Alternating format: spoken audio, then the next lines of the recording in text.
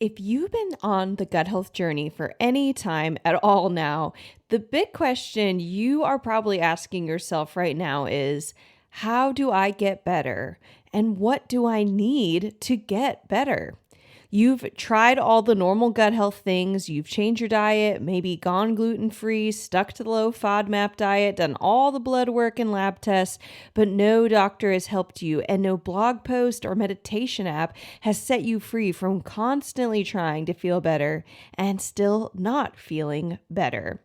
On today's episode, I'm talking with you about why you need a team to crack down on your gut health, the key barriers that keep you from choosing your team, and how you can create the gut health team of your dreams to help you get from sick and stuck to free and fully you.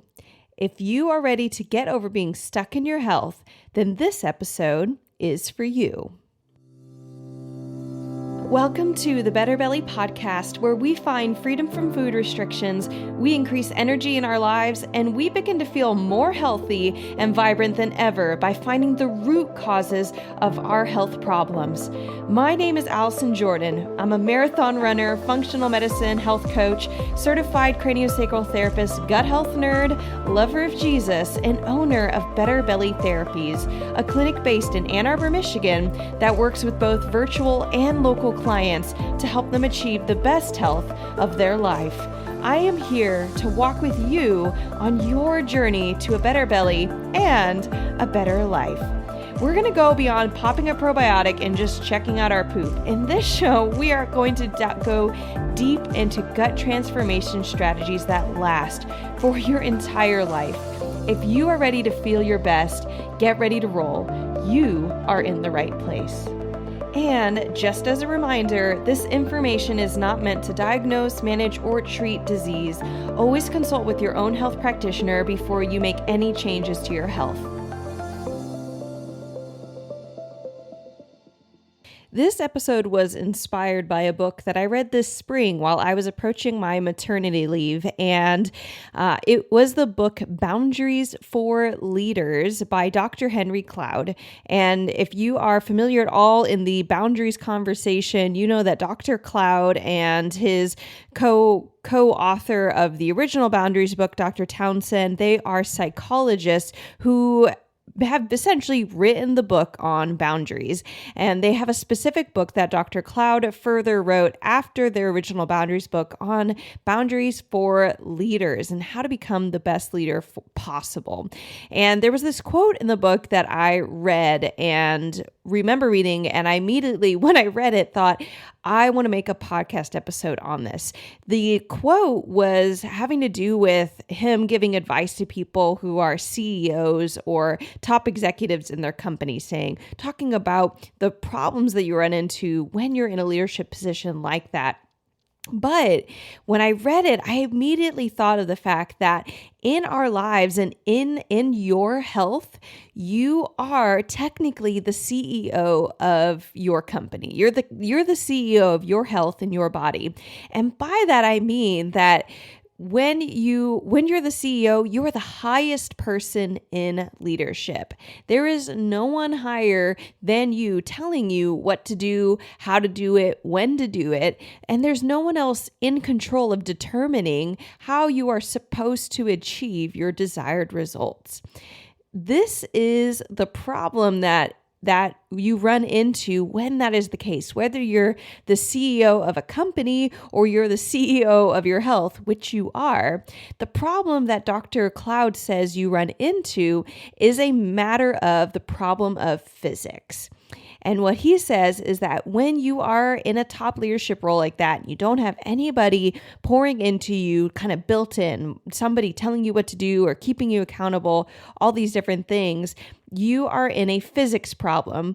It is a problem of inertia, or rather it's a problem of a closed system where inertia actually, you lose momentum over time. Here's how the quote goes. Dr. Cloud says, "Since your direction depends so much upon you, and with so much hanging in the balance, there's a question that becomes very important to answer.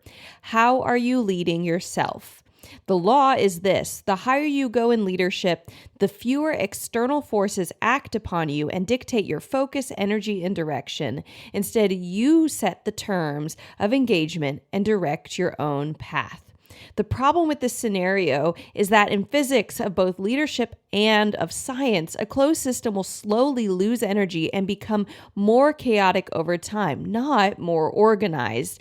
A closed system means if you swing a pendulum and you don't do anything else to it, it will slow down over time to the point where it is completely still. But if an outside force comes in, say you move your hand or you push the pendulum, you help swing the pendulum, then that system can grow again. This pendulum stays in motion. You are the same way in your health. If you, in your self-leadership, get no outside input in your health, that could be books, people, courses, family members, educators, etc., your base level of health or of leadership in your health is going to degrade. Or if anything, you're not going to gain more momentum. You at most might stay in the same place. And that is what inspired me. As soon as I read that quote, I knew what he was talking about in terms of health, because I've seen it over and over again in both my life and the lives of my clients. When you don't get outside input into your health, you eventually become you lose momentum, you lose that inertia that you have in your health. And the big thing that gets confusing in all of this, or that I'd say makes us the catch to this problem of getting input in our lives and in our health so that we can keep moving forward, is the fact that we think a lot of times that if we're reading blogs and we're reading books and we're doing all this stuff, that we are getting input.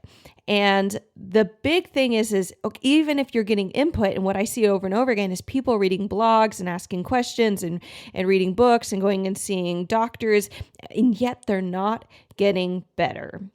This is where the team comes in. And this is what I wanted to talk with you guys about today. If you are not getting better and you have not been getting better, then the input, you're either not getting enough input into your life, you're not getting the right kinds of input, you're not getting different enough input, or you are continuing to take in the same type of input and it's not the right kind.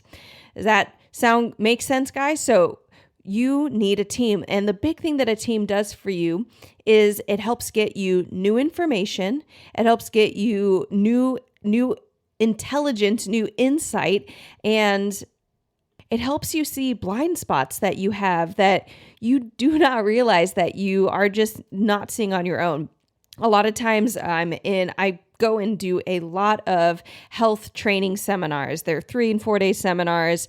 Most of the time I do it for craniosacral therapy, visceral manipulation. I take lots of courses in functional medicine, functional lab testing, constantly learning about things. And one of the things that I hear over and over again, even at these conferences and these training seminars from experts, is you always need to be getting work and health work on yourself. It's not just enough for me to know how to do craniosacral therapy or visceral manipulation or functional lab testing. It's important that I actually personally, me, Allison, submit myself to another health practitioner, not even necessarily because they're smarter than me or because they've been in practice longer than me. They could know exactly the same thing as me, but because they're not me, because they're outside of me, Allison, they look at my body differently. They see things differently than me, and they can have insights and aha moments and make connections that I would not otherwise make connections on my own.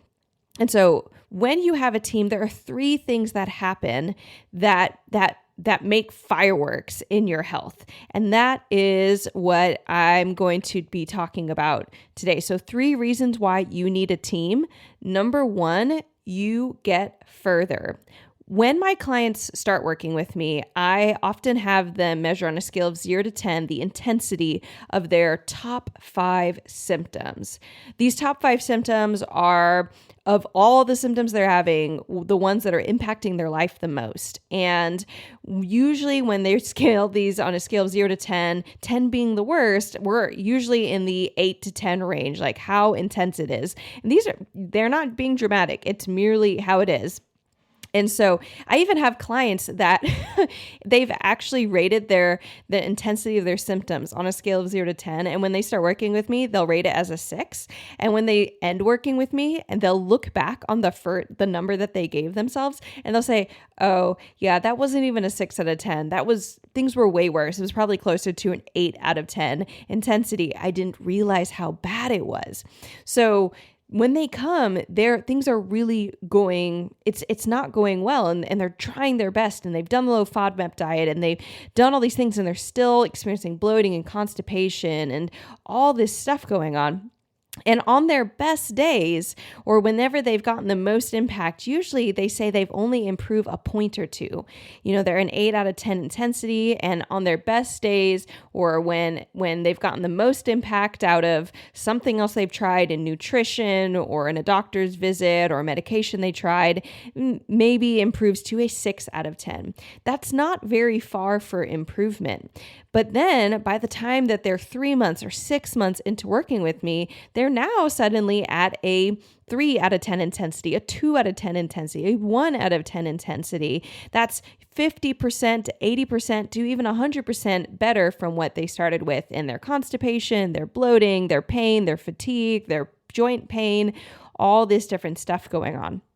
And so when you have a team with you, you have all these different insights and people, and we're going to be talking, I'm going to talk to you about the different types of people you can have on your team, but you have all this different energy points coming in and keeping you from being that closed system that Dr. Cloud talks about, that where you're losing that inertia, that pendulum that's slowing down in how it swings, and where you're not getting further anymore with the same type of input, or honestly, even maybe lack of input that you've been getting. So number one, when you have a team, you get further because you have more people looking in on you, more people giving you feedback, more people just caring about you and noticing what things that make you improve, things that don't, more knowledge bases that can say, this looks like this pattern. Let's look into this thing in your body and in your health so that you can get the most out of your changes that you might try to make yourself healthier. So number one, you get further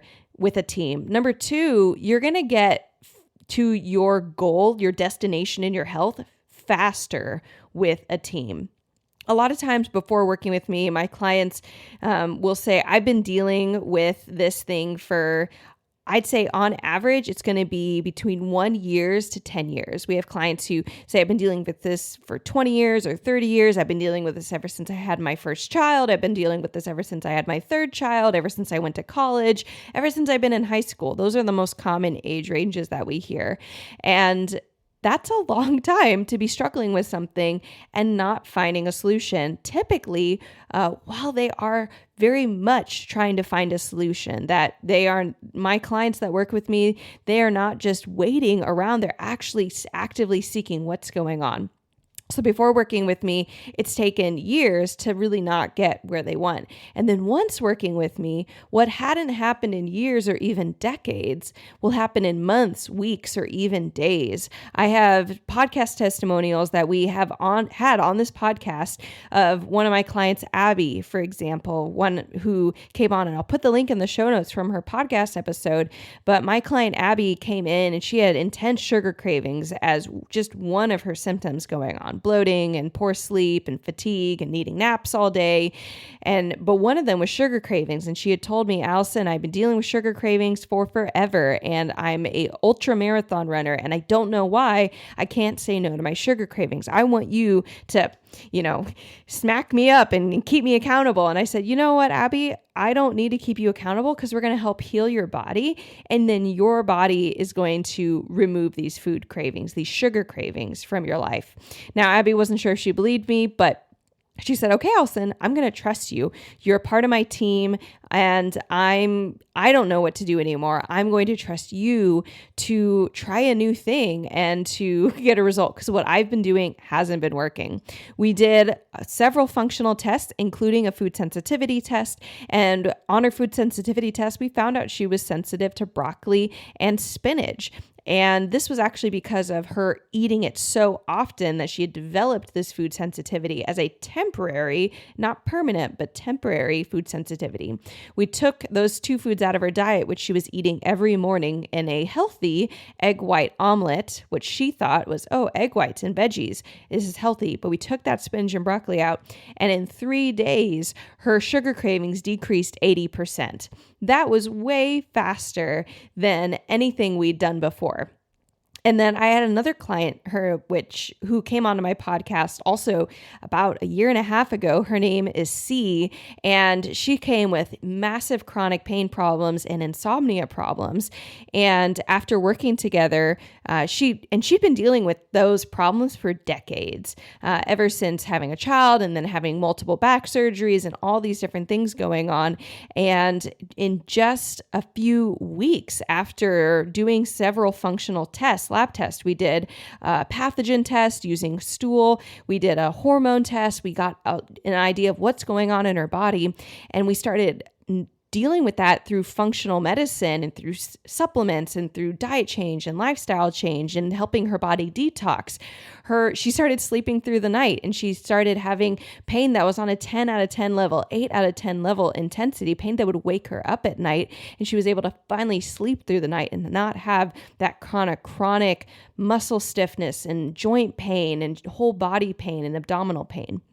And that's, going from decades of problems and surgeries and doctors' visits and things not working to things improving in days for my client Abby, weeks for my client C. For some of my clients, it's taken months. I recently had one of my clients, Rachel, come onto the podcast, and we can leave a link in the show notes for her testimonial episode. But I've done about one testimonial episode every month for the past 12 months. And we've missed a couple months because we were putting other content in, but if you look, there's going to be about one testimonial every single 4 episodes every month. And so check that out. Listen to our testimonials. See how long it takes our clients to get better. It is faster. And listen, do our clients talk on the testimonial episodes about how long they had been feeling poorly, and compare the two. Even ask yourself, how long have you been feeling poorly, and how fast would you like to get better? But that is that. So having a team helps you get there faster. And when you have a team, you have camaraderie, and that ultimately leads you to having greater endurance. So when you have a team, you have people who can comfort you and support you and strengthen you when maybe you're tired of having to go down the road you're being recommended, or you're really frustrated that you had a bad off day, even though things are overall improving. There's a verse in the Bible that says, it's Ecclesiastes 4, 9, and 10. And it says, woe to him who falls and has no one to help him up. When you have a team, and again, I'm going to be talking shortly about who can be on that team, who's included in that team, you're going to have greater endurance for the good times and the bad times. And you're going to have affirmation for things that you might not see. There are so many times that I tell my clients, this is ways that I've seen you grow, not just like grow in symptom improvements, but grow as a person, grow in perseverance, grow in ownership, grow in joy, grow in contentment. My clients often don't realize they're even feeling better until we actually have them at 3 months and at 6 months refill out an Excel sheet form that had all their symptoms that they started with from day one. And then they fill it out 90 days later and then 90 days after that. And when they fill it out, I often ask them, hey, how does this hit you? Did you realize how much better you were feeling or how much poorer you had been feeling 3 months ago? And many times they didn't even realize how much had improved, or they don't even see how much hard work they'd been putting in. And camaraderie and of that team, people being with you as you heal, also means that when you start feeling better, you have people who can celebrate with you. When you have more energy, when you lose weight or slim down or just feel more comfortable in your clothes, when you can eat with with your friends again, when you can maintain your health without having to work so hard, the people who are on your team are the people who are going to be celebrating the hardest with you and just being the most jubilant about the way that your life has changed. So those are 3 reasons that you want to have a team. You're going to get further, you're going to get there faster, and you're going to have that camaraderie so you can have that endurance to get to where you want to be. Now that leads us to who can be on your team. Like, what qualifies as your gut health team? Allison, like, what am I talking about? So people who can be on your team and what counts is almost anyone. So you can have family on your team. You can have a spouse, children, parents, siblings. Some of my clients' greatest health partners have been family members. They've been husbands. My client, Rachel, if you go listen to her testimonial from this month, her greatest partner in her health journey was 100% her husband, because her husband was the one who said, hey, I don't want you to feel so gross anymore. Is there anything we can do to help you in your health? And she said up until he mentioned that, she was kind of just making up excuses and reasons why, well, my health's not that bad. I'm not in the hospital. Things could be worse. I'm not going to do anything about it. But he was her greatest team member. Family is not always the greatest members of our team. And if family has not or is not for you, the best place for you to find members and partners in your health, then you don't have to go there. Don't go there. Pick people who are safe and support you. But ask yourself, do you have anybody in your family, whether it's an immediate family member, an aunt, an uncle, a cousin, you have anybody who would be or is already supportive of you that you could consider a part of your team, that you could intentionally seek out to say, hey, I'd like to, you've been so supportive of me. Can I officially ask you to just be a part of my support team as I heal, can you ask me about how I'm doing or what I'm doing in my health? Can you encourage me? Can you keep an eye out or an ear out for anybody who might be able to help me? Those would be ways that family members can be on your gut health team. You can have friends be on your gut health team, which is going to be pretty similar to your family. They're going to be people, coworkers, or people at your church or in a community that you're a part of, neighbors. A lot of times it can be someone, maybe it's a friend who's been through something similar to you, who also has an autoimmune disease, or who has tried to do diet changes, who can eat the same food as you, who knows restaurants that you can both go to that's safe for you. Those types of things are going to be wonderful ways that friends can be a part of that journey. And they're going to be, and they are a huge part of your health when you're trying to find that endurance and you're trying to find more answers and who can help you. If you've ever recommended one of these podcast episodes, or maybe you were someone who this podcast, the Better Belly podcast, was recommended to you, that friend, or you might have been being the friend of somebody else in their health, or maybe another friend of yours was being a part of your team by recommending this podcast or a book. But those are other people who can be on your gut health team. Who do you have on your gut health team who's a friend or a family member? Next, you have health practitioners, and these are going to be trained professionals who understand something about health that is going to be a part of you having better gut health. And that could be chiropractors, acupuncturists, functional health practitioners, body workers, yoga, breath work coaches, all sorts of stuff, and all sorts of health practitioners can be out there and a part of your team. And how many people you need who are health professionals is going to probably vary throughout different seasons of your life. Who's most involved, who's getting you the most traction in your health is going to vary. And there's just different seasons we go through. But the truth is that if you want to be making traction in your gut health and you're currently not making that traction, consider and ask yourself, do I have a health practitioner right now who is actually helping me make those gains, who's helping me see the next steps that I want to take? And then lastly, another group of people you can have on your gut health team is what I like to call a support group. That could be a Facebook group that's all about being gluten-free, or all about being low FODMAP, or all about whatever it is, constipation or IBS, but having those people there, really looking for a group that doesn't just complain, but actually has positivity, has resources, has at least that comfort or the empathy of understanding, how do I talk to my family or my spouse about this? How do you talk with your boss about your health? All those different things you can find in a support group and with people who are in a support group. It could be a group program, somebody who's going through the same thing as you, who's taking the same steps in their health in a group health program. It could be group counseling as well. Those are 3 different examples of like a support group-esque version of something that's a part of your gut health team that's helping you get from point A in your health of sick and stuck to point B of being free and fully you. So what health partners can do for you? Why would you want a health partner? And this is both family and friends or health professionals or that support group. These people can help see things in you that you don't see in yourself. Like my client, Rachel, her husband said, look, your symptoms are really, really bad and let's do something about it. Up until he said that, she didn't perceive her symptoms as bad enough to do something about. And yet, as soon as she started tackling them and improving in them, she started feeling that she had more space in her body and in her heart and in her mind for all these other things that she didn't realize her symptoms were just taking up energy and time and effort and focus from her. People on your team can help keep you accountable. They can remind you why you have taken the path you're taking, why you made the changes you're making, why you're investing in yourself, using your time, your energy, or your money to get healthy. They can keep you reminded of your goals and also of the progress that you've made. They can keep you accountable to even remembering the past, how bad things had been or how much you have improved. And health partners can also help do the work with you.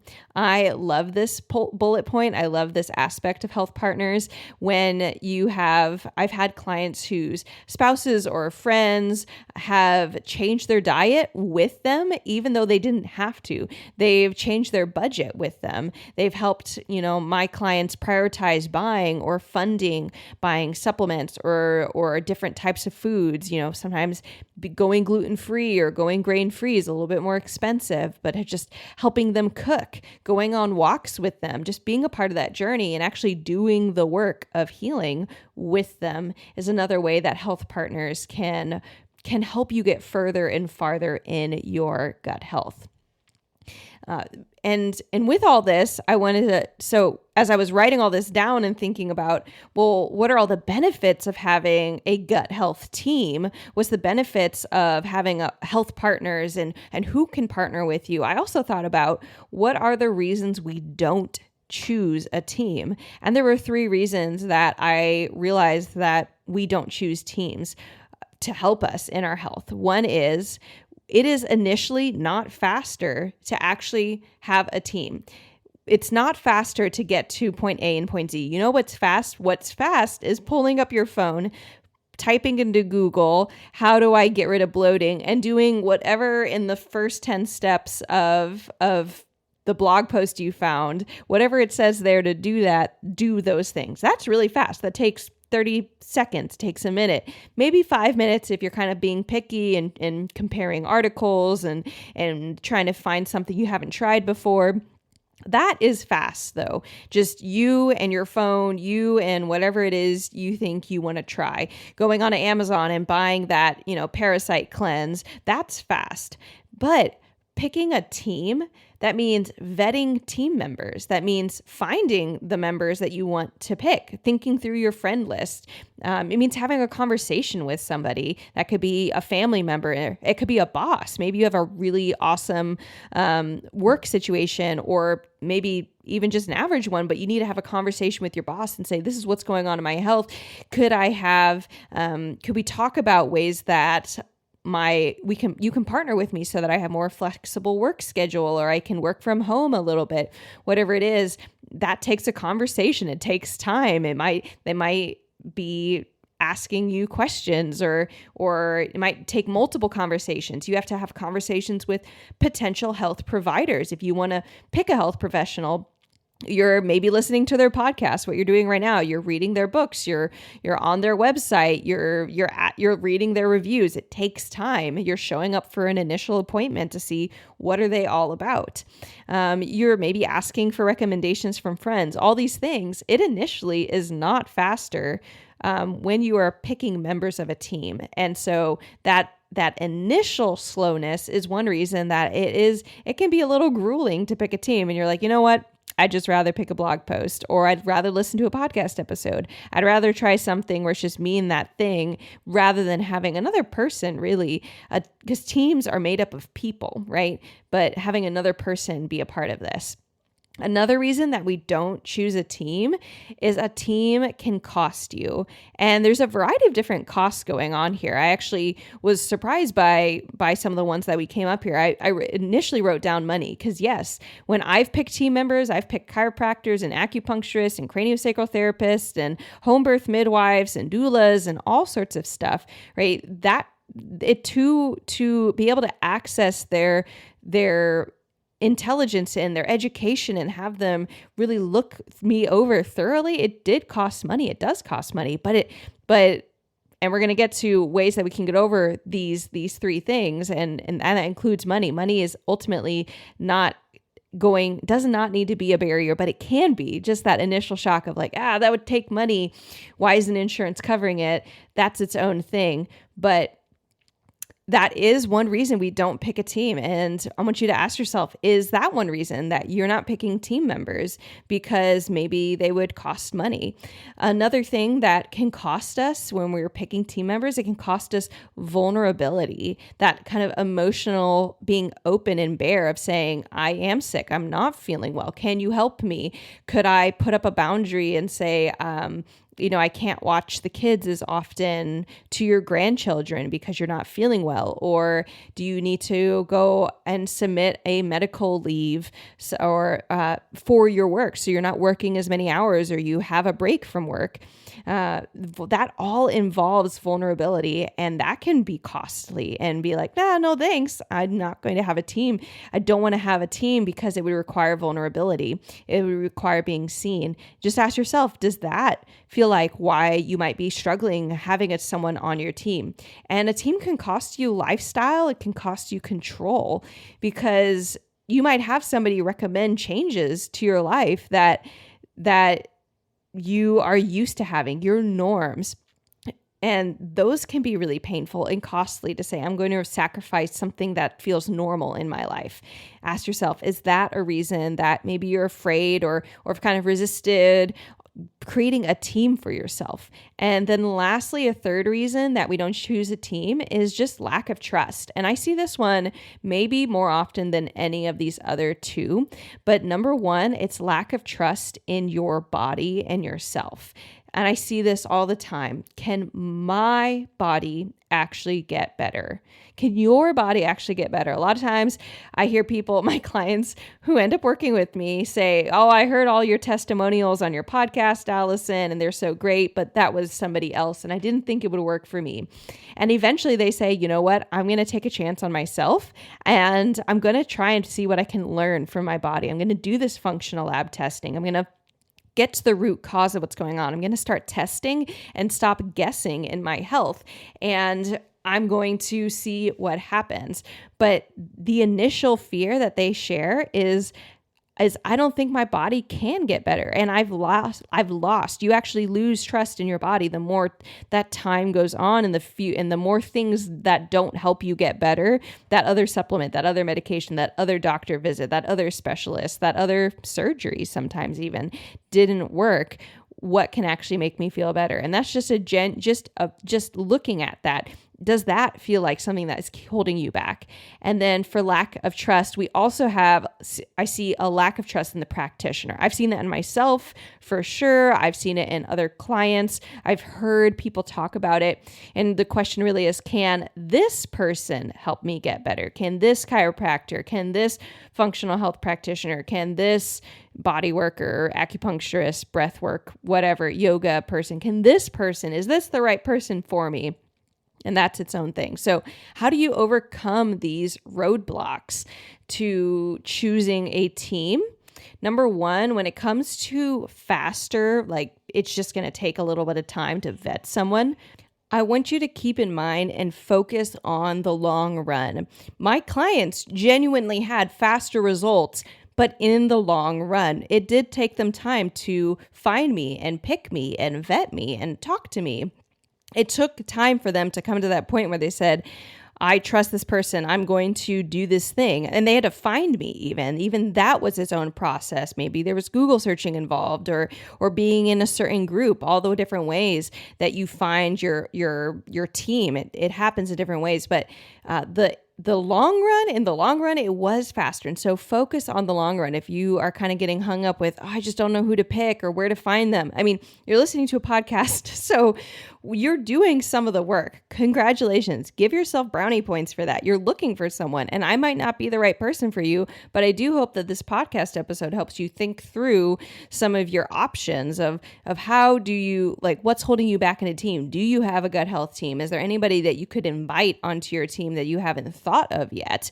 Or is there anybody who you've been thinking about inviting to your team, but there's kind of been a reason, some reason that you've been dragging your feet on it. You're not quite sure. Think about these things. Are you focusing on the long run results? Are you ready to make that choice so that you can have faster results? Number two, when it comes to cost, and there's those three different types of costs I mentioned. There's one, money. Remember, money is designed to help us improve our lives. It is not an end in and of itself. Like if you just have money sitting in your savings account, I mean, it's there for an emergency, but it's not doing anything. I mean, it could be accruing some interest or things like that, but you want to make sure your money's working for you. And that could be in the bank or outside of the bank, but where is it going to be working the most? If you're going to compare, a 2% interest or a 0.2% interest or whatever it is on the money, wherever you have money, hanging out right now, could you get a higher interest rate in your own body, in your own health? If you get energy back, if you can enjoy being with your family, enjoy vacations, enjoy travel, have better focus at work, sleep better, wake up, parent your kids better, enjoy your kids more, all those things. If you can have more space mentally and physically to work and to do things that you're passionate about, for your hobbies, for the places you want to make impact in your life, how much more could you make out of all of that than just the money that it would cost to invest in it? So money is a tool. It's something we exchange to get something more valuable out of it. So is your health more valuable to you than money? And that's something that you're going to have to ask yourself, but I want to say yes, and ask yourself, do you believe that? If you don't, you might never get over that barrier and that hump. But if your health is more valuable to money, figure out a way that you can invest in your health and slowly get to that point. Because a lot of times as you heal, you start to be making more money. You start to not need to spend as much money on things like days paid or not paid time off, but taking time off and medical leave and all that things. You get more return back to your body and back to your health when you are healthy. If vulnerability is the cost you're considering, I want you to consider this quote by Brené Brown. Vulnerability is not winning or losing. It's having the courage to show up and be seen when we have no control over the outcome. Vulnerability is not weakness. It's our greatest measure of courage. Can you guys hear that? It is not winning or losing. Vulnerability isn't like, oh, I was vulnerable, therefore I'm weak. I'm vulnerable, therefore I'm more needy than this person. I lost. You are actually having the courage to show up and to be seen. And maybe that's being seen by a health practitioner who might share something like, oh, you're going to have to go wheat free. I have some people say that's the one thing that was holding them back. But how much more is your health and being pain free and bloat free and having energy would that be?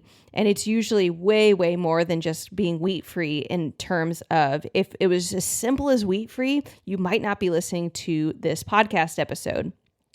But in Brene Brown's research, she found that vulnerability seems to be more the key to happiness than anything else. It is part of having contentment and part of having a relationship. It's a cure to isolation and fear. Vulnerability is not the sickness, which is to be avoided. It is the cure, and you must seek it out. And then lastly, in the cost section, we have just the lifestyle being a cost that you might come across. And I want you to consider this if that's kind of what's holding you up. Like, I might have to change something. I might have to change how I spend money or how I eat food, or what my daily norms are when I go to bed, or any of those particulars are kind of holding you back. Consider, if your norms got you to the place where you're at, you will likely have to give something up to get out of that place. And that could be mindset things. That could be relationships that have been a part of your life that are holding you back. Whatever it is, your team is going to help you identify that. And that could be, again, family, friends, health practitioners, all those people working together. But if you are more held fast to your norms, then technically you have to be real with yourselves. You don't want to get better. You want to instead focus on, do you want to get better or not? Do you want to give up your norms, or do you want to hold on to your norms? Because that's ultimately what you're measuring. Do you want to hold on to your norms, or do you want to actually get better? And I really want to actually take a moment on this point to say, I'm not even only talking about just food habits or meditation or gratitude, because those count. But often, if you're listening to this podcast episode, I find that that's not what you're struggling with. I'm really talking about trusting other people, trusting yourself, trying something new, stepping out on a limb, investing in your health. If you've already done the doctor appointments and the low FODMAP diet and acupuncture and vagus nerve activation and breathing techniques, that's your norm. And doing something abnormal means just doing something you haven't tried before. It means doing something new. Try something new. And then in the last section, the third barrier that keeps you from choosing your team and having those group of people pull together and be around you and give you support and that comfort and insight into your health is trust. And so we talked about lack of trust in self. And so one thing that I want to encourage you with this is, I want you to think about a time that you did invest in something. Maybe it's time, energy, or money. That investment word can capture all three of those. Think about a time you did invest in something and you did get something back from it. Maybe you invested in going to college, you invested in a yoga class and you actually got more flexible or got less pain. Any type of improvement in your life for an investment that you made, you made a good decision, and you can make good decisions, and your body can get better, even if you haven't seen it get better in a long time. The other thing is to consider that biology is consistent, as in, if somebody else can get better, they have the same human body that you do. And I know there's genes and people get really into that, but genes very much can be turned on and off. And that has to do with something called epigenetics that we've been discovering in the field of functional health, that your genes can be encouraged to be turned on and off by your lifestyle and your environment. The other point that I talked about here was trust in a practitioner. And so if you're struggling in trusting a practitioner, I actually have a lot of sympathy for this. I talk about this on several podcast episodes because I realize it's such a big point, or big kind of sticky point. On episode 57, I recorded my top 5 best and worst investments in my health. And on that episode, I also talked about how you can evaluate your own investments, and the fact that investments can go south. They can be really amazing. And I give you some tips on how to make sure that your investments in your health are as good as they possibly can be. I also have on episode 33, I talk about the vetting process of finding a good health practitioner. It's episode 33. How to find a good practitioner, or episode 23, 3 reasons we struggle investing in our health and what could happen if you don't. These are all episodes where I really tackle this problem of trusting another practitioner to help you get better. How can you know you're going to find the right one? The truth is, there's a lot of people out there who are helping a lot of people, and there's a lot of people out there who are not helping people, or they're getting, just kind of neutral, same old. And so that's That's a fact and a truth, but you can find somebody who is going to help you get better, and you're going to have to trust them to do that. And so just ask yourself, you can listen to those episodes. I talk about what I call the ideal practitioner response, how you can know if you've kind of found this right person to work with you. There's different things that go on inside you that you can evaluate, and different things, different signs and signals. So go check out those episodes if you want to learn more about either my health history, things that I've done that were not great investments, or if you want some key pointers and tips and insights on how you can vet a good health practitioner. So when it comes to creating your dream team, number one, pick people you trust. Number two, have a mix of professionals and friends. It doesn't have to be all professionals. And definitely, I wouldn't suggest it's all friends, but get a mix of both. The friends and family can help be with you at night and between visits with your health professional, and then your health professional can help do that heavy lifting of science and insight and looking at patterns in your symptoms and really finding, hopefully, the root cause of what's going on in your health. You can, when it comes to creating your dream team, you can, number three, say goodbye to anyone who hasn't gotten you results. And I'm just want you to have a moment where you are actually set free.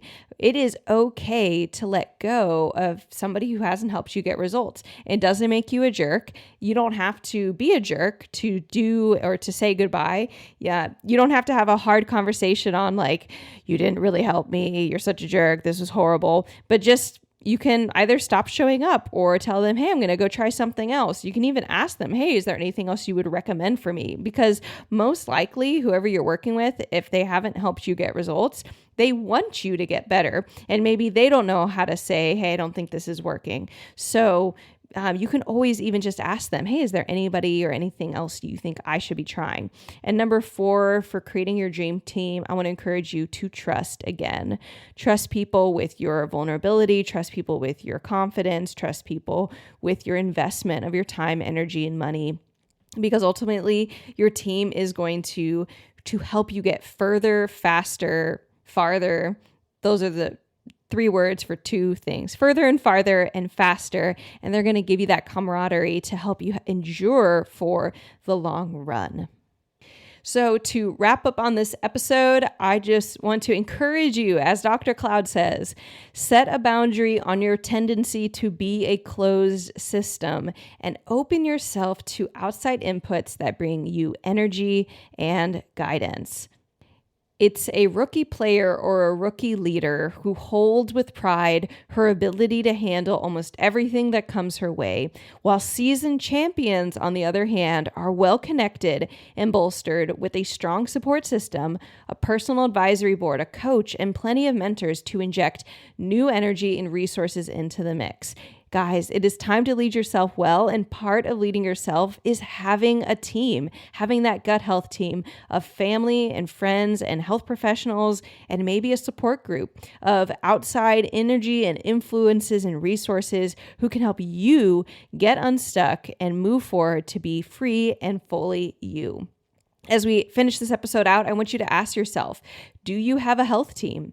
If yes, when is the last time that you invited in a new member to your health team? When's the last time that you had another major leap in your health? And if you haven't invited someone recently, who could you invite in next? If you don't have a health team, do you have some people that came to mind as I was talking? Oh my gosh, did you have a neighbor come to mind, or a friend, or a health practitioner you've been thinking of seeking out? Maybe it's a name, a specific name. I really want to work with this person in my town, or I really want to work with somebody you know, or is it a health profession? I really want to work with someone who's a chiropractor. I'm going to go find them. Or I really want to work with someone who's a breathwork specialist. I want to go find them. Find that person and work with them. If you don't have a team, ask yourself, why not? Why do I not have a team? Which of these barriers to having a team are holding most true for me, and how can I overcome them? What steps do I want to take next? Suggestion, if you are still building your team, whether you have a big team or a small team, whatever size team you think you have, just remember you can start with one person. You don't have to have a 10-person team tomorrow. You might not even need 10 people. Maybe you just need 3. But you don't have to have every person you ever want or need on your health team right now. Just start with one person. And often I find that this person, if you're just sitting here thinking, Allison, who should that be? I don't know which person this should be on to be on my team. Think of the first person that you are thinking of right now or thought of during this podcast episode.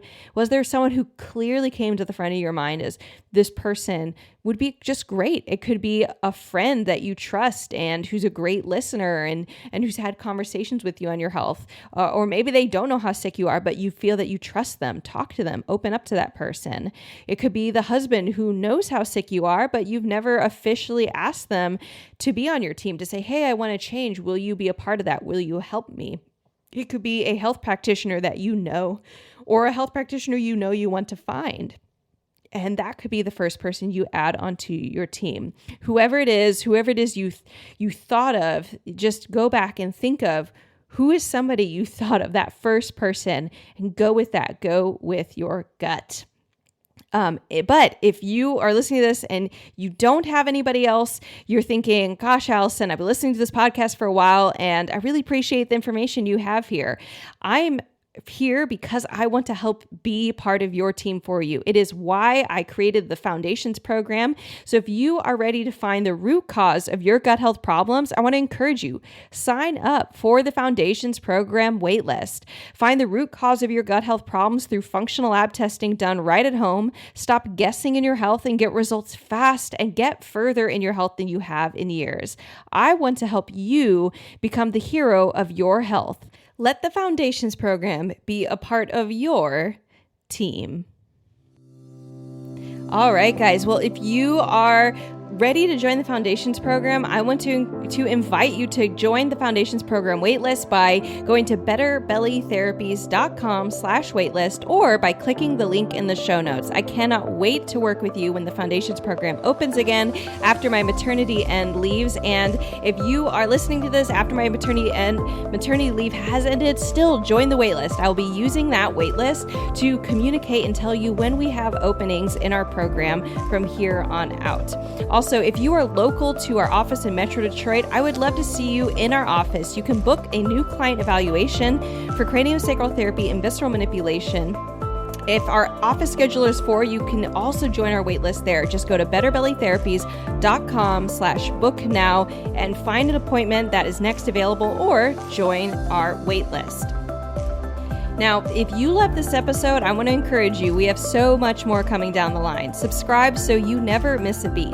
And if you thought of someone while listening to this episode, I want to encourage you. Take a screenshot and share it with a friend. I cannot count how many times when I tell someone I'm a gut health therapist that they say, oh, I know someone who needs you. So send that friend you thought of a love note to their gut and do us a favor and pass this podcast along to them.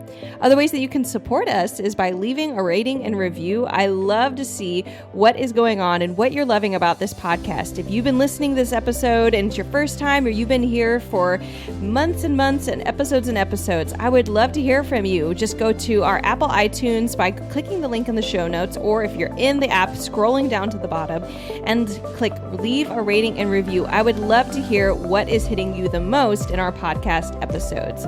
Other ways you could stay in the conversation is by following us on Instagram at Better Belly Therapies. I love connecting with our listeners there, and it means so much if you drop by and said hi.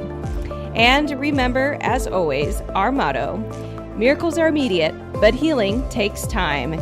Give yourself the space, but also let yourself believe for more. You can go faster and you can go further. It only takes a team, and you are one person away, very possibly, from your next big health breakthrough. I cannot wait to see you on the other side.